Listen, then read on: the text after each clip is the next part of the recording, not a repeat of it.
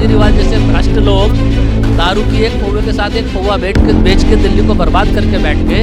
दिल्ली में सड़कें नहीं बनी थी, ये दारू बेच रहे थे। पूरा बयान पढ़ाया हमने, उसका पूरा बयान देखा है। क्यों अंकल इन लोगों को बना रहे? पूरा बयान पढ़ो।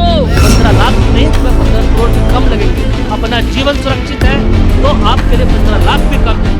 आप कांग्रेस ने क्या क्या देश के अंदर सिवाय नसबंदी और इमरजेंसी लगाने के अलावा कांग्रेस ने कुछ क्या क्या भारतवर्ष के अंदर?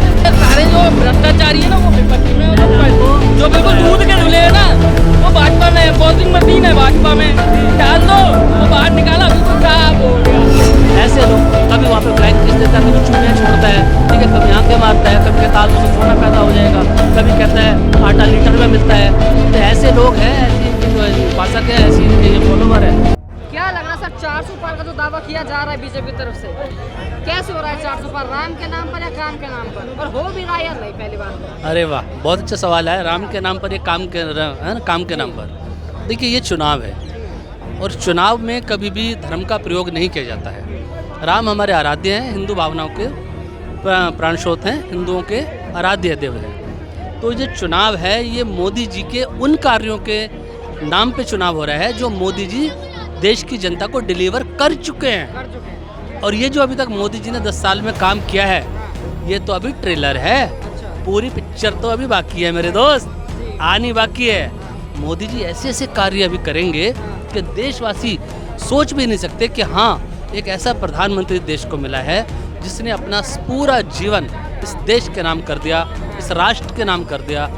आज बच्चों के दिलों में देशभक्ति की भावना कूट कूट कर भर दी है मोदी जी ने। राष्ट्र प्रेम की भावना बच्चों के दिलों में, हमारे युवाओं के दिलों में, सभी जनता के दिलों में कूट कूट कर भर दी है इन्होंने। नफरत के बीज को उखाड़ कर फेंक दिया है मोदी जी ने। सिर्फ प्रेम ही प्रेम है चारों ओर। लोग कह रहे हैं, विपक्षी कह रहे हैं कि हिंदू मुस्लिम की भावना ज्यादा बढ़ा दी है बल्कि। हिंदू मुस्लिम की तुष्टीकरण की राजनीति जो लोग करते थे, जो आपस में बैर उत्पन्न कराते थे, जो नफरत के बीज जिन्होंने बोए थे, उन नफरत के बीजों को बुलडोजर से कुचल दिया है मोदी जी ने। अब भारतवर्ष की धरती पर सिर्फ संस्कृति के बीज पैदा होंगे, संस्कारों के बीज पैदा होंगे, राजनीति की वो शुचिता के बीज पैदा होंगे जो भारत के उत्थान को, भारत के विकास को आगे लेकर जाएंगे।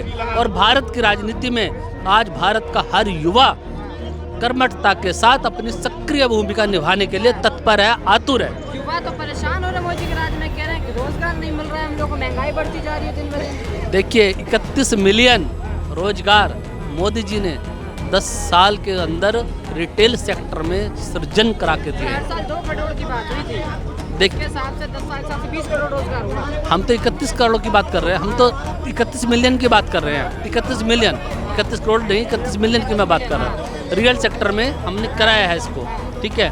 और आज जो जैसे आप हो कैमरामैन हो, आपने अपना स्टार्टअप शुरू किया, आप पत्रकार हो, आपके साथ एक कैमरामैन है, एक एडिटर भी साथ में रहेगा, और भी 1-2 टीम होगी।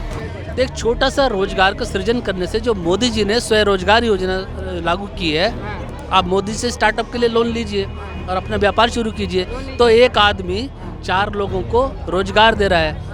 आज मोदी जी ने कितनी अच्छी स्कीमें निकाली हुई हैं कि आप मोदी जी से लोन लो और अपना स्टार्टअप शुरू करो। लोग लाख रुपए लेते हैं, लोग 50,000 रुपये लेते हैं। मुद्रा लोन योजना चली है, तो सारी योजनाएं चली है यहाँ पे। और कह रहे हैं मोदी जी ने सर देश में तानाशाही कर रखी है, जिसको मन करता है अरेस्ट करके जेल में डाल दिया। हाँ, तानाशाही तो बहुत जरूरी थी, ये जरूरी थी। हाँ, बहुत जरूरी थी। केजरीवाल जैसे भ्रष्ट लोग दारू की एक पौवे के साथ एक पौवा बेच के दिल्ली को बर्बाद करके बैठ गए।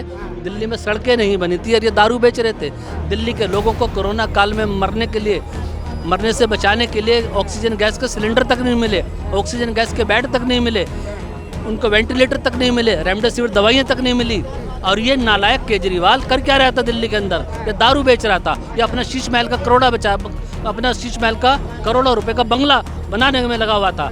तो ऐसा मुख्यमंत्री जो 200 यूनिट फ्री की लॉलीपॉप दिल्ली की जनता को दे रहा था और अपना 60 करोड़ का राजमहल, शीश महल ये बना रहा था, ठीक है। हाँ, पूछो जरा। 15 लाख का लॉलीपॉप दिया, वो जाहिर सी बात है, दिया नहीं। पैसे दे दो, घर बैठ के खाएंगे। अब सुनिए, तू पिता हो तो अपनी बात कर, अपनी बात तू भाई साहब ने पूछा 15 लाख कहाँ आए। अगर ये बच्चा समझदार होता ना तो अपने आप को अनुभव करता कि उस समय पे जब पकड़ पकड़ कर नसबंदियाँ कराई जा रही थी ना, उससे बेहतर है आज खतना हो गया होता तुम्हारा। अगर वही सरकारें अगर वो सरकारें यहाँ रहती तो ये हालात कर देता दिल्ली के देश के अंदर। इमरजेंसी लगा दी और तुमने नसबंदियाँ तक लागू करी यहाँ पे। शर्म नहीं आई तुम्हें? खुद अपने नेताओं की नसबंदी नहीं कराई, भाग जाते थे, जंगलों में भाग जाते थे। और आज यहाँ खड़े होकर बात करते हो। 15 लाख से बढ़िया है अपने आप के, अपने आत्मस्वाभिमान की रक्षा करना, अपने देश की संस्कृति की रक्षा करना। 15 लाख नहीं, तुम्हें 15 करोड़ भी कम लगेंगे। अपना जीवन सुरक्षित है तो आपके लिए 15 लाख भी कम है। आप कांग्रेस ने क्या क्या देश के अंदर सिवाय नसबंदी और इमरजेंसी लगाने के अलावा कांग्रेस ने कुछ क्या क्या भारतवर्ष के अंदर? और आज नहीं बोलना चाहिए भाई ये मोदी जी की छवि है। कुछ देश में कोई बीमारी आ जाए, कोरोना आ जाए, कि हर देश हर कंट्री के लोग यहाँ सपोर्ट करते हैं। ये छवि बनाई है मोदी जी ने। हाँ तो इन बच्चों को यही तो ध्यान है। ये इन बच्चों में संस्कार पैदा नहीं कर पाए। पुरानी जो सरकारें थी वो सिर्फ तुष्टीकरण की राजनीति करती थी और उसी की ओर उन्होंने युवाओं को भटका के रखा। आज हमारे युवा कुछ सीख ही नहीं पाए अपने देश के बारे में, अपने देश की संस्कृति के बारे में। ठीक है, सिर्फ हा होल्ला करना है और इसी तरह का आचरण इन्होंने करना है। आज बहुत ज़रूरी है कि देश को आगे लेके जाना, देश को प्रगति के मार्ग पे लेके जाना। 5 साल पीछे जा सर मोदी जी का राज, विपक्ष का दावा है। देखिए विपक्ष के दावे बिल्कुल फेल है। विपक्ष के दावे ऐसे हवा में बातें नहीं। तो विपक्ष का जो मेन कार्यकर्ता है राहुल गांधी, वो तो लोकसभा में बैठ कर आंख मारता है, तो सारे लोग थोड़ी शुरू हो जाएंगे ऐसे आंख मारने का काम शुरू कर देंगे। ऐसे लोग कभी वहाँ पे फ्लाइंग किस देता है, कभी चुम्मियाँ छोड़ता है, ठीक है, कभी आंखें मारता है, कभी कहता है आलू से सोना पैदा हो जाएगा, कभी कहता है आटा लीटर में मिलता है। तो ऐसे लोग हैं, ऐसे इनके जो है उपासक हैं, ऐसे इनके ये फॉलोवर हैं जो बातें करते हैं। तो इनको कोई देश से लेना देना नहीं है मेरे भाई। हाँ निकाला है, वो कितना बड़ा तुष्टीकरण का मैनिफेस्टो है। आपने देखा उसके अंदर कहाँ पे आपने महिलाओं को 1 लाख रुपए देंगे सालाना।